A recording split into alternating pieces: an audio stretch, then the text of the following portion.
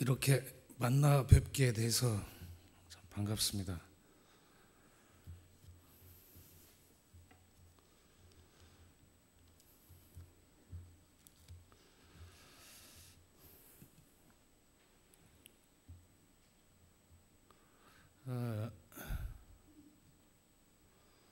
여러분들이 교회로 하나님의 부르심을 입고 생활하시면서 또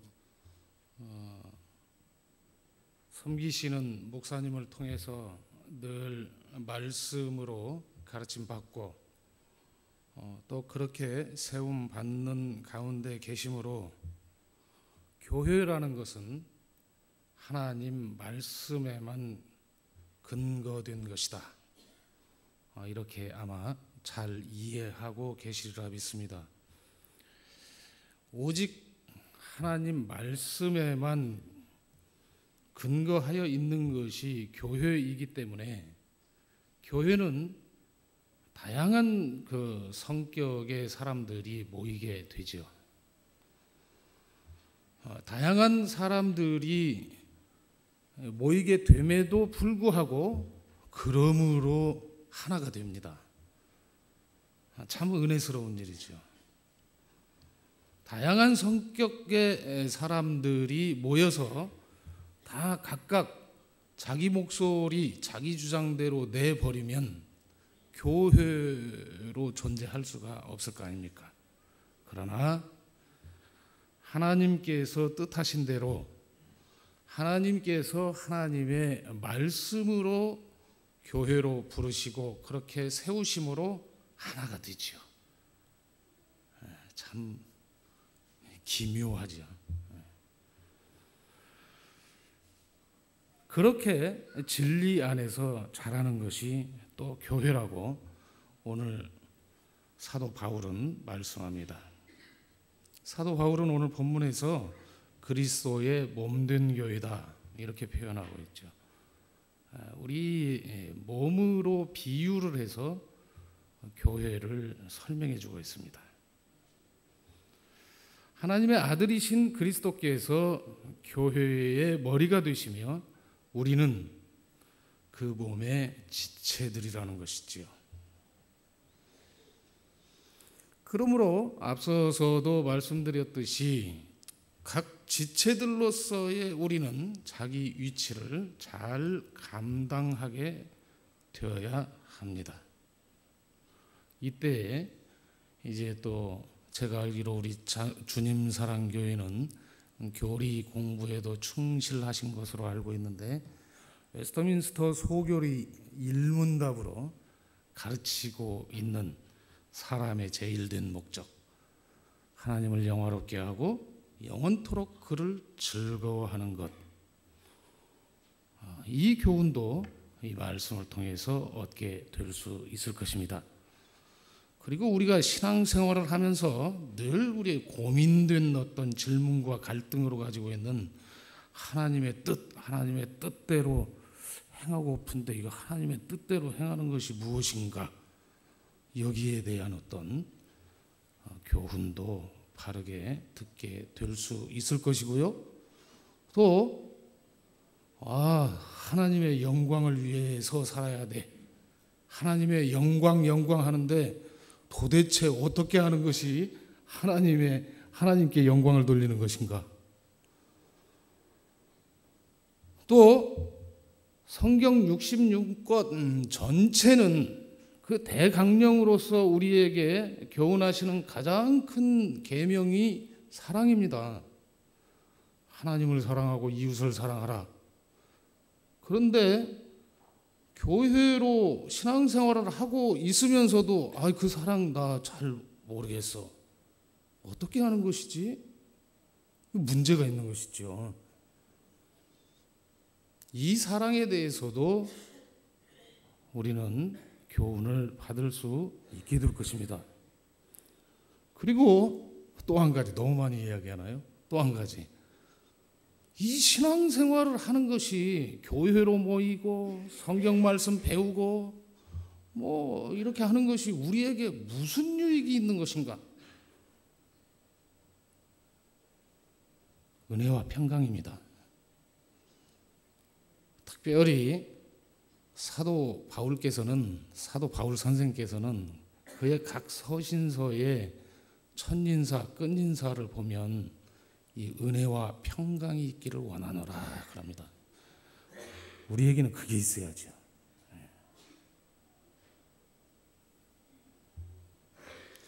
자, 그래서 앞에 이제 너무 여러 가지를 말씀드려가지고 좀 그런데 이와 같은 교훈들을 우리가 잘 얻으려면 너희가 하나님께 부르심을 입은 그 부르심을 신앙 안에서 잘 이해하고 그렇게 행하는 자 되어야 한다. 이것이 오늘 본문에서 특히 에베소 4장에서 말씀합니다.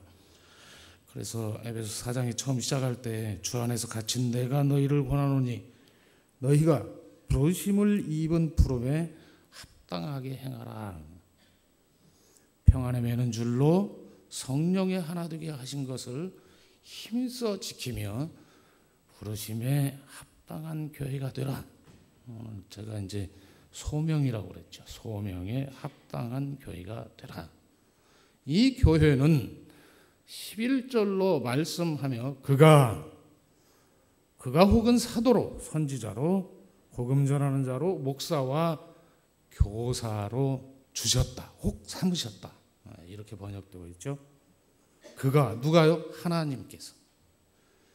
교회는 말씀에 근거된 것이다. 말씀에. 하나님께서 말씀에 근거한 교회를 세우시는데 하나님께서 말씀을 전하고 가르치고 말씀에 따라 목양에 힘쓸 이와 같은 지도자들을 교회 질서로 세우셨다. 그 말씀하는 거죠. 그렇게 해서 너희의 신앙 교회의 교회됨이 질서가 있고 균형 있는 조화를 이루어 봉사의 일을 하도록 섬기는 일을 하도록 그렇게 부르셨다. 이것이 그리스도의 몸된 교회라고 말이죠. 그리스도와 연합한 자요 그리스도의 몸된 교회다. 이에 대한 모범은 우리 주님 예수 그리스도께서 분명히 보이셨습니다. 원천이요 원형으로서 그 모범을 보이셨죠. 말씀은 이렇게 하십니다. 마가복음 10장 45절, 누가복음 22장 27절로 말씀하시기를 인자에 온 것은 섬김을 받으려 함이 아니라 도리어 섬기려 하고 자기 목숨을 많은 사람의 대속물로 주려 합니다. 앉아서 먹는 자가 크냐? 섬기는 자가 크냐? 앉아 먹는 자가 아니냐? 그러나 나는 섬기는 자로 너희 중에 있노라. 이렇게 말씀합니다. 섬기는 자로 오셨다. 이런 말씀을 하시지요. 그런데 이 섬기는 자로 오셨다는 이 섬김에 대해서도 우리는 조금 보통 그 일반적으로 우리 사람들이 갖는 개념하고는 조금 달리해야 합니다. 성경이 말씀하는 그리스도께서 섬기러 오셨다 이렇게 말씀할 때의 그 섬김 그리고 너희도 서로 섬기는 자가 되어야 한다의 그 말씀하시는 그 섬김도 우리가 바로 알기 위해서는 좀 개념을 달리해야 맞는 것입니다. 전체 성경 전체적으로 우리에게 가르쳐 주시고 증거하시는 예수 그리스도께서 섬기러 오셨다는 이 섬김은 요한계시록 1장 5절에서는 그분께서 말씀에 충성된 증인이시다 이렇게 표현합니다. 말씀에 충성된 증인이시다. 하나님의 말씀대로 오셨고 그 말씀을 이루시는,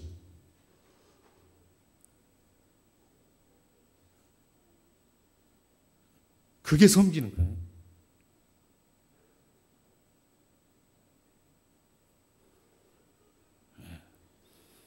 하늘에 계신 아버지의 그 뜻을 이루시고 그 뜻이 이루어지는 그 섬김으로 오신 것입니다.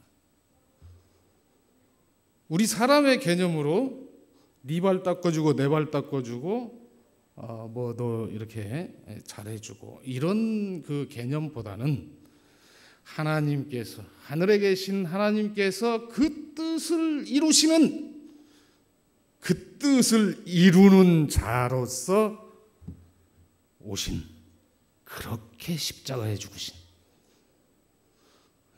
영원부터 계신 하나님의 그 뜻을, 하나님께서 택하신 우리를 구원하시려는 그 뜻을 이루시는 그 섬김, 그 말씀을 이루심, 그것이 곧 십자가의 죽으심이죠. 이렇게 섬김의 모범을 나타내시고, 그 나타내시는 섬김 안에서 우리를 부르셨죠. 그 안으로.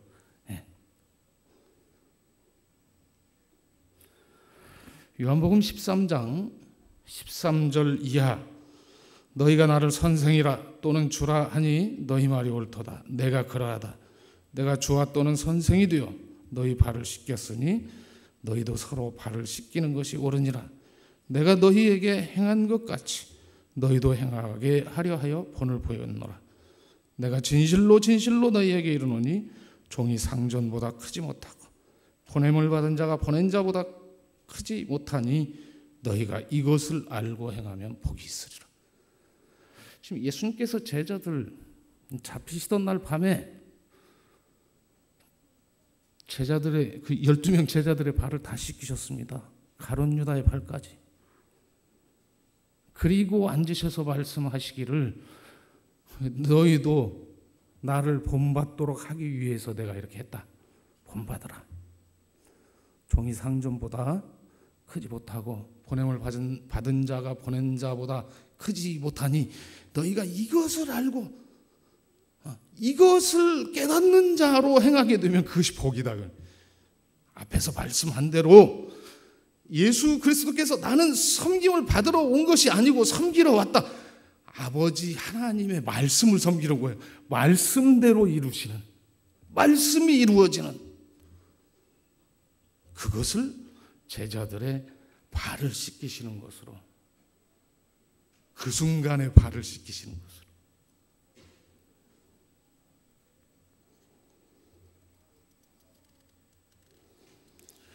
우리가 이 섬김의 개념을 말씀 안에서 듣게 될 때 이제 우리 신앙은 질서와 균형을 갖는 그런 조화가 있게 될 것이고, 여러 그런 성향의 성격에 다양하게 이렇게 모인 이 교회가 또 그러한 섬김 안에서 질서와 균형이 있는 그런 조화를 이루는 교회가 될 것입니다. 그래서 지금 이 11, 12절을 통해서 그가 하나님께서 말씀의 사역자들을 이렇게 세우셨다 하시는 이 말씀 안에서 우리는 교회가 말씀을 전하고 가르치고 또 그 말씀에 따라 목양하는 사역자들을 어떻게 이렇게 대해야 될 것인가는 굳이 설명을 안 해도 알 수 있는 바입니다. 그러나 사도 바울께서 또 그 부분에 대해서도 말씀한 바가 있어요. 디모데전서 5장 17절 보면 잘 다스리는 장로들을 배나 존경할 자로 알되 말씀과 가르침에 수고하는 이들을 더할 것이니라.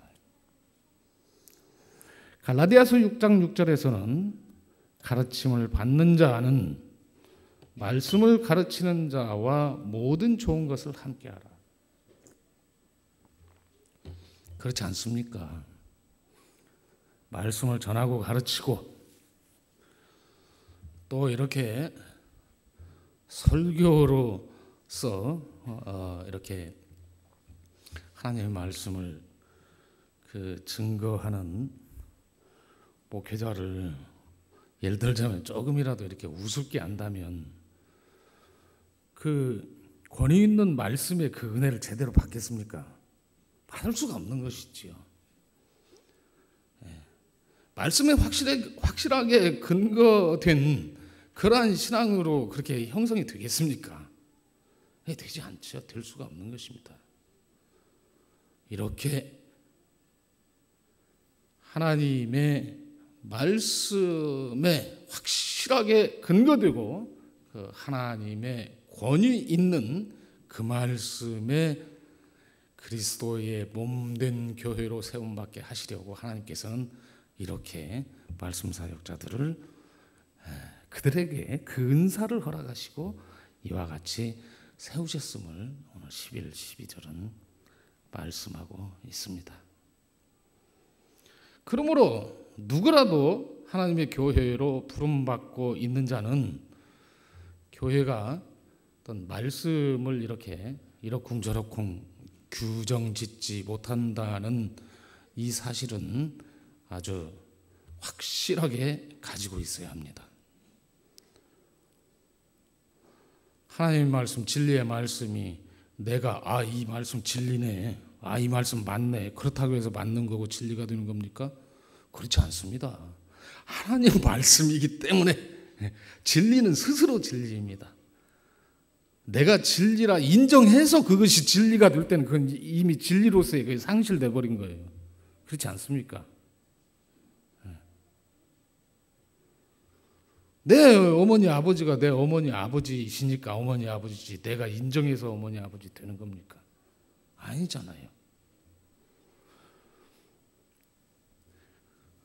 그러니까 하나님께서 교회적 질서를 세워 말씀 사역자를 두시고 그 질서 안에서 말씀을 바르게 해석해서 가르치게 하시고 또 이렇게 목양하게 하시는 그 은혜를 조차 그리스도의 몸된 교회로 그렇게 신앙생활을 잘 하셔야 될 것입니다. 만약 그렇지 않고 여기에서 벗어나는 자들을 우리는 이렇게 말할 수 있어요. 한 가지는 신비주의자, 한 가지는 교만한 자. 신비주의자는 좀 더 독한 말로 하면 광적인 신자, 광신자. 이런 사람은 교회의 가르침보다도 자기가 기도해서 하나님의 말씀을 직접 들으려고 해요. 직접, 소위 통계시로.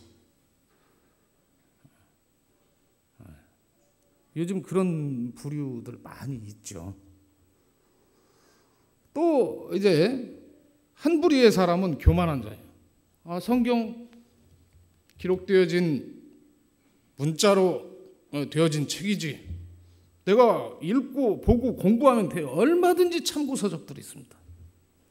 내가 얼마든지 이런 자료들을 수집하고 해서 내가 읽고 공부하면 되지. 뭐 꼭 교회에서 뭐 그렇게 목사님 설교 듣고 교역자들 가르침 가운데 이렇게 신앙이 성장한다는 것이냐?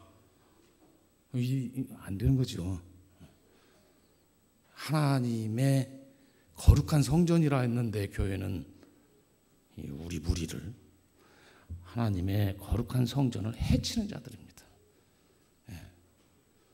하나님의 이 통치권이 상시적으로 작동하고 있는 이 교회에 그 하나님의 통치권을 해방하는 자, 거부하는 자, 이런 자들에게는 고린도전서 3장에서는 뭐라고 경고의 말씀이 주어지고 계시는가 하면 누구든지 하나님의 성전을 더럽히면 하나님이 그 사람을 멸하시리라.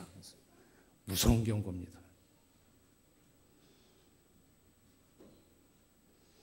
말씀의 근거를 조차 말씀의 권위로서 교회적 질서를 세우시고 그렇게 하나 되게 하시는 하나님의 은혜를 순종하여 복되게 잘 감당하는 우리가 되어야 할 것입니다.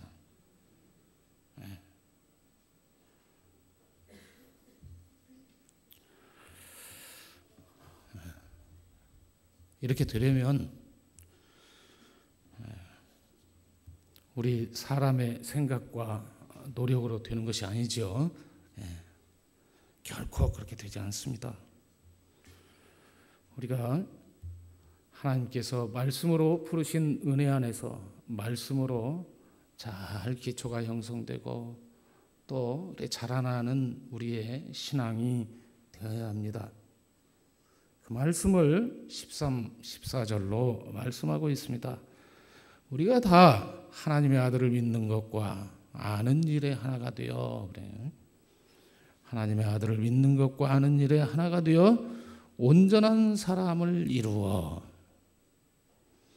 그리스도의 장성한 분량이 충만한 데까지 이르리니 이는 우리가 이제부터 어린아이가 되지 아니하여 사람의 괴술과 간사한 유혹에 빠져 모든 교훈의 풍조에 밀려 요동치 않게 하려 합니다. 우리가 하나님의 말씀을 잘 풀고 해석해서 가르치시는 가운데 가르침을 받는 가운데 하나님의 아들을 믿는 것과 아는 일을 잘 믿음으로 형성해야 합니다. 이 믿음이 곧 앞에서 계속 말씀드렸던 그리스도의 몸된 교회로 그렇게 세움받는 그러한 신앙이죠. 그런 은혜죠. 그러는 가운데 지금 방금 읽어드렸던 13, 14절에서의 문맥상 의미를 보면 그런 의미가 있어요. 이 신앙 안에서 이제 어린아이와 같은 데서 벗어난다. 어린아이가 되지 마라.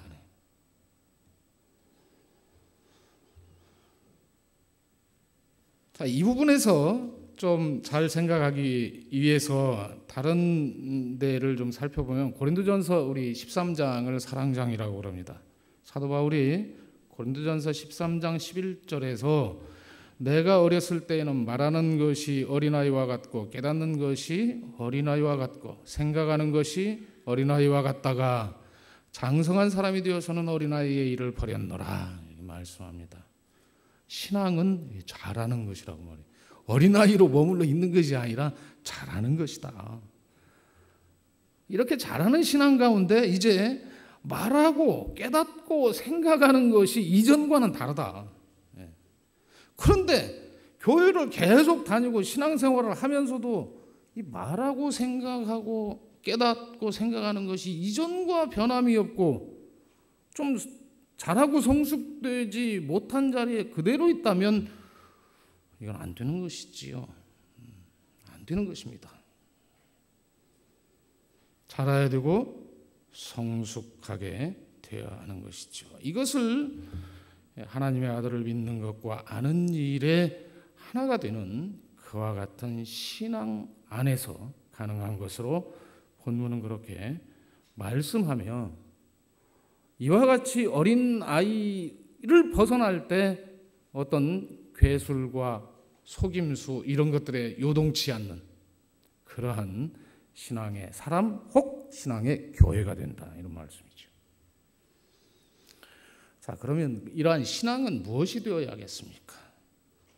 사도 요한이 요한일서 5장 9절에 보면 하나님의 증거는 이것이니 그래요. 하나님의 증거. 우리가 복음을 듣고 복음 전함을 따라 그 말씀을 듣고 믿음을 고백하게 되잖아요. 그죠? 그게 하나님이 증거하신 거란 말이에요. 하나님이 말씀으로 증거하시다. 하나님의 증거는 이것인데 그것이 곧 그 아들에 관한 증거다 그래서 그 아들. 복음으로 하나님이 그 아들에 관해서 듣고 반응하도록 증거하셨다면 내 증거도 곧 그리스도 예수 하나님의 아들, 그분이 증거돼요. 그분이 반영이 돼야지, 반사가 돼야지. 그렇지 않습니까? 하나님께서는 그 아들에 관해서 증거하셨는데 나는 엉뚱하게 다른 것이 나온다든가 자꾸 내 생각만 나온다든가 이 뭐가 잘못돼도 크게 잘못된 거지요. 그렇지 않습니까? 네. 어떻게 하나님께서는 그리스도를 증거하셨는데 자꾸 자기 생각만 나와. 그러면 그거는 좀 뭔가 점검할 필요가 절실하게 있는 것입니다. 그래서 오늘 이 에베소 4장도 17절 이하에 가면 믿는다 하면서도 마치 하나님의 생명에서 떠나 있는 자들처럼 이방인들과 같이 마음에 허망한 것으로 행해서는 안 될 것을 말씀합니다. 왜냐하면 너희가 그리스도를 그렇게 배우지 않았다. 너희가 그리스도를 그렇게 배웠냐? 아니다 그 말이야. 그렇게 배우지 않았다. 진정으로 말씀에 의한 부르심에 합당한 신앙은 이제 예수 그리스도께서 십자가에 피 흘리시고 내 죄를 위해서 그렇게 죽으심으로 나는 구원받았어. 죄에서 해방됐어. 거기서 머무르는 것이 아니고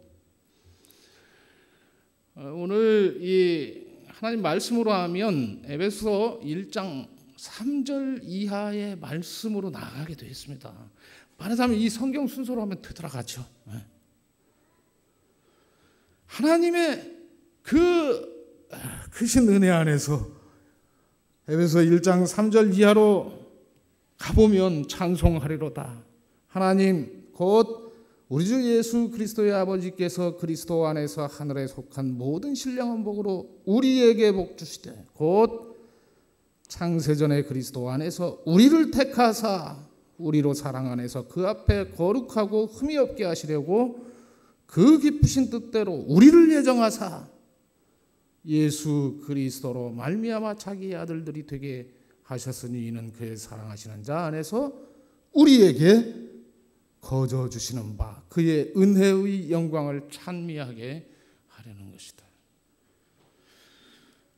그리스도의 복음으로 구원하심의 은총을 입고 하나님의 질서를 좇아 교회 안에서 말씀을 가르침받고 신앙이 자라면서 이 에베소 1장 3절 이하의 말씀으로 돌아오면 그 영원부터 하나님께서는 우리를 택하시고 그렇게 구원하여 세우시는 분이심을 말씀하고 있음을 알게 됩니다. 성경이 말씀하는 사랑에 대해서 비로소 눈을 뜨게 되는 것이지요. 하나님의 택하심과 신실하신 그의 그 약속, 언약을 이루심에 붙들려서요. 이 말씀 안에서. 중요한 것은 우리를 다양한 상태 그대로 이렇게 부름받고 있는 우리 각각 모두가 하나님의 여기서 말씀하는 이와 같으신 사랑 안에 있는 것이라는 교회적 현실이 이제는 파악이 됩니다. 이해가 되죠. 이렇게 다양하게 모였는데 하나님께서 말씀으로 부르시고 말씀대로 세우시니 하나가 된다? 그렇구나. 여기 분명히 보면 하나님께서 나의 주 예수 그리스도의 아버지 또 뭡니까? 나에게 복 주시되 나를 택하셔서 나로 그 사랑 안에서 뭐 어쩌고 저쩌고 그렇게 표현되지 않습니다. 전부 우리입니다. 우리입니다. 우리. 이제 우리 신앙이 어린아이와 같아서는 안 될 것이지요. 나의 많고 적음을 이야기하는 것이 아닙니다. 이 어린아이와 같다는 것은 자기 안에 갇혀있는 자기 관점이죠. 내 생각.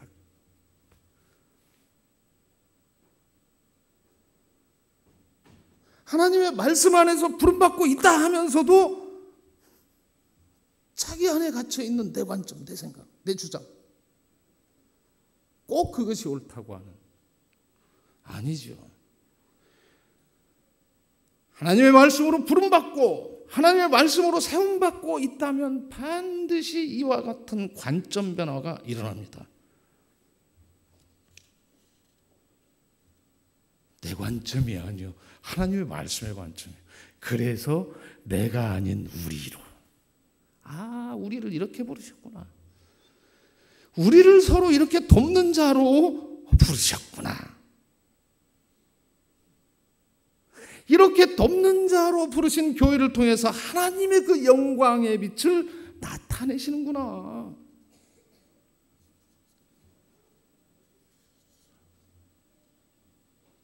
이 신앙 안에 어떤 비양심적이고 눈속임 같은 그런 것들이 우리를 흔들 수 있겠습니까?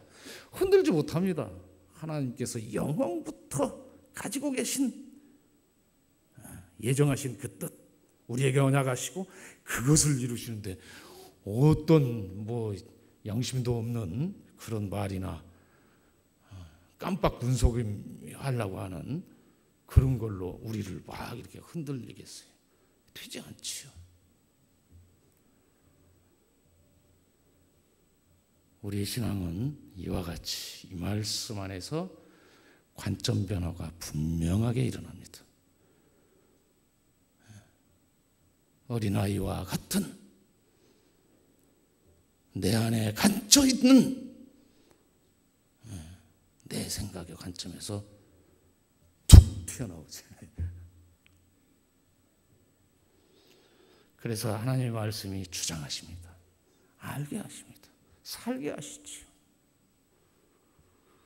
여기에 진정으로 이제 시간상 그런 교리적인 문제까지 제가 언급하기는 불가능하지만 삼위일체 하나님 안에서 나타내신 그리스도의 은혜 안에서의 그 하나됨, 그 하나됨으로 또 우리를 교회로 부르신,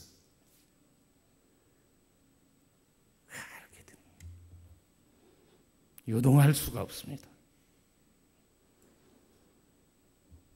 이 은혜 안에서 이제 우리에게 허락하신 각자의 자리를 잘 지켜야 할 것. 어떻게 해요? 서로 돕는 관계 안에서. 그것을 말씀합니다. 오직 사랑 안에서 참된 것을 하여 범사에 그에게까지 자랄지라. 그는 머리니 곧 그리스도라. 그에게서 온 몸이 각마디를 통하여 도움을 입음으로 연락하고 상합하여 각 지체의 분량대로 역사하여 그 몸을 자라게 하며 사랑 안에서 스스로 세우느니라. 제가 이제 오늘 여기 주님 사랑교회 찬양대 헌신 예배라는 말씀은 들었습니다.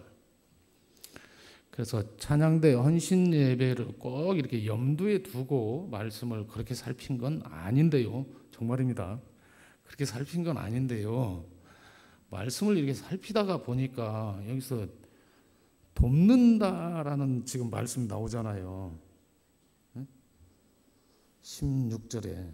저는 지금 개역성경이에요. 개정개역성경이 아니라.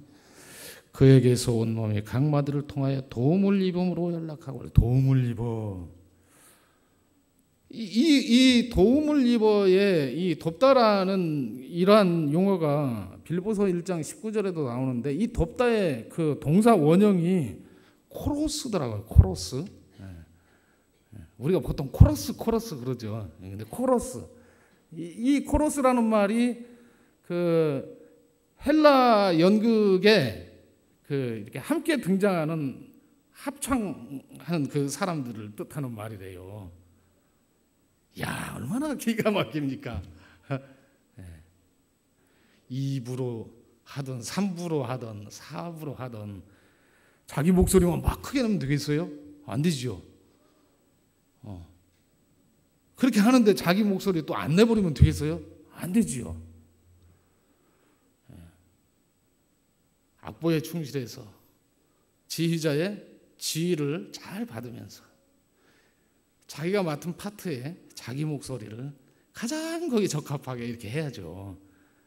그래야 질서 있고 균형을 이루는 조화로운 그런 하모니가 거기 나오고 합니까?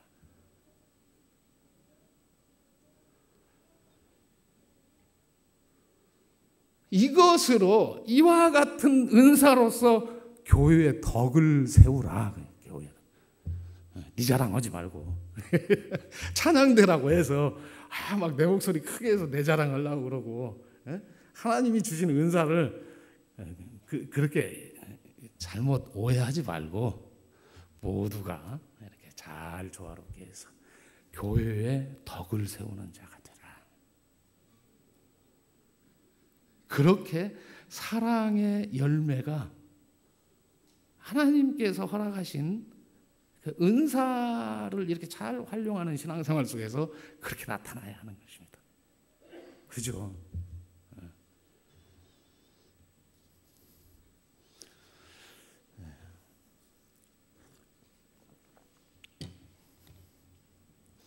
제가 이런 말씀 한번 드려야 되는데 몇 주 전에 토요일 날 이렇게 어떻게 하다가 제가 틀어놓은 거 아닙니까? 아닙니다. 저희 집사람이 틀어놨어요. 연속극을 틀어놨더라고요. 드라마를. 절대 제가 틀어놓은 거 아니에요. 저희 집사람이 그 연속극 드라마가 뭔 거니 KBS KBS ETV에서는 가족끼리 왜 이래? 그건데 그 장면을 제가 거기서 보게 됐어요. 병원장 부부가 부부싸움을 하는데 그 부인이 말로 남편들이 부인 잘 못 당하잖아요. 근데 거기서 여지없이 그게 이렇게 나타나는데 막 이렇게 해요. 결국 자기 남편 말도 못하게 하고 이겨먹습니다. 이기고 자기 방으로 딱 들어가서 결혼해서 사는 자기 딸하고 통화를 해요. 엄마 아빠하고 싸웠느냐 뭐 어쩌고 그런 이야기 하는 것 같아요. 그런데 거기서 어떤 그 대사가 나오는가 하면 그 부인이 야 교양과 품위를 내려놨더니 자유가 보인다. 그래. 멋있는 말 같아요. 딱 들으면 교양과 품위를 내려놨더니 자유가 보인다. 부부관계에서 자기가 부인으로서 어떤 그 교양과 뭐라고 그랬죠? 품위를 내려놓으니 자유가 보인다. 듣기에 순간적으로는 그게 참 좋은 말 같이 보이는데 그건 아니죠. 방종이죠. 가정 질서가 깨집니다. 그렇게 하면. 근데 이런 그 드라마를 보면서도 이렇게 잘 볼 수 있는 안목은 하나님의 은혜죠. 하나님께서 말씀으로 부르시고 말씀으로 세우신 그 은혜 안에 있는 자들만 야, 저 멋있네. 나도 한번 그렇게 해볼까? 우리 남편한테 교양과 품위를 내려놓고 자유를 찾아볼까? 그렇게 하지 않죠. 저거는 아닌 거야. 하나님이 세우신 가정 질서를 교양과 품위로서 그 가정 안의 교양과 품위로서 잘 지켜야죠. 그래야 질서가 있고 균형이 있고 조화로운 은혜와 평강으로 넘치는 그런 가정생활이 되죠. 그렇지 않습니까? 우리 모두 그렇게 살아가시는 주님 사랑 교회 모든 성도 여러분들이 되실 수 있게 바랍니다. 그만하겠습니다. 기도하겠습니다. 하나님 아버지 은혜를 감사드립니다. 참으로 우리가 무엇이간데 택하시고 독생자 아들을 아낌없이 십자가에 못 박으신 그 은혜 안에서 구원하셔서 참 생명의 말씀을 보고 듣고 아는 자로 그러므로 이제 내 안에 갇힌 생각의 주장을 따라 어린아이와 같이 사는 자가 아니라 참 영원하신 진리의 말씀을 좇아 참 영원한 생명이 있는 자로서의 복된 삶을 살아갈 수 있도록 은혜를 베풀어 주시니 감사를 드립니다. 이 은혜 안에서 진실로 아버지 하나님 우리에게 원하시는 바 그 자유가 있게 되기를 원하옵고 또 이 은혜 안에서 그토록 우리를 향해 원하시는 은혜와 평강이 늘 충만한 삶이 될 수 있기를 원합니다.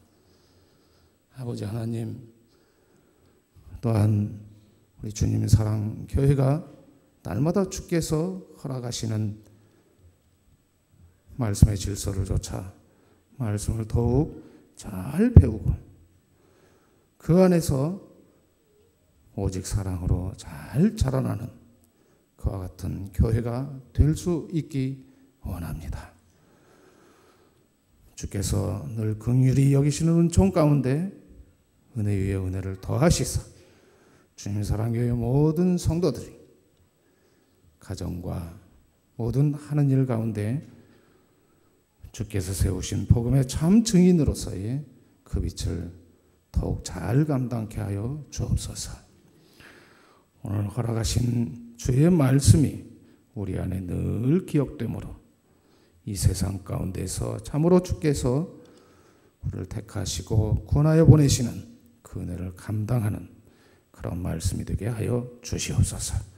살아계신 예수 그리스도의 이름 받들어 간절히 기도 올려옵나이다. 아멘. 찬송가 321장